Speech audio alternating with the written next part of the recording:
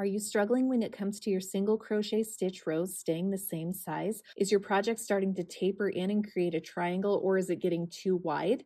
If either of those are the case, I'm going to show you how to keep your rows nice and even with single crochet and come out with some nice straight edges every time.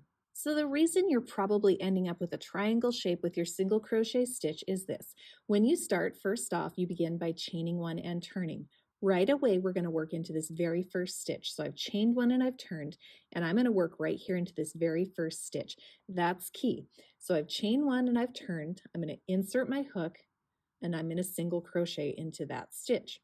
So then I would place one single crochet across. Now where the other issue is probably coming in is at the very end where to work that very last stitch. So I'm going to hurry to the end here and I'll show you how to work this very last stitch of the row. So there's a couple of different ways it looks at the end. Here is one way. So here is the last stitch.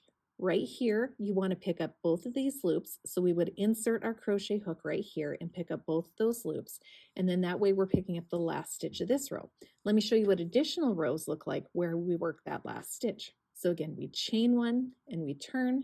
This is the very first stitch we're going to work into right here, not this one. So right here, our chain one is not counting as a stitch. It's simply getting our crochet work to the height that we need it to be. So keep that in mind. We're not going to work into that chain, and we're going to use it just to get to the height. So we're going to insert into this first stitch, and we're going to work a single crochet stitch. That would be the first stitch of our row.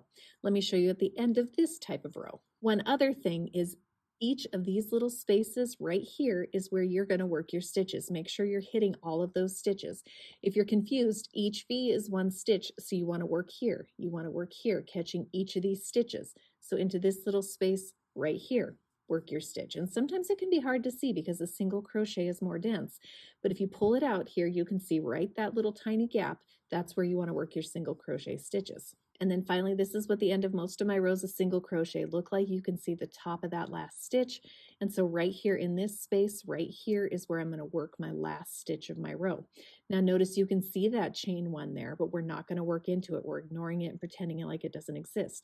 This little tiny gap right here is where we're going to work that last single crochet of the row. I hope this helps you keep your single crochet rows the same size. It also doesn't hurt to stop and check and count your stitches every once in a while to make sure you're keeping your stitch count the same. Again, if you look at the top of these stitches, each V counts as one stitch or one single crochet stitch. I hope you guys found this tutorial helpful. If you need to see other crochet tutorials, you could check out my blog, hopecornerfarm.com, or my YouTube channel, Hope Corner Farm Crochet, where I take this and other crochet stitches a lot more slowly. And I hope you have a wonderful day.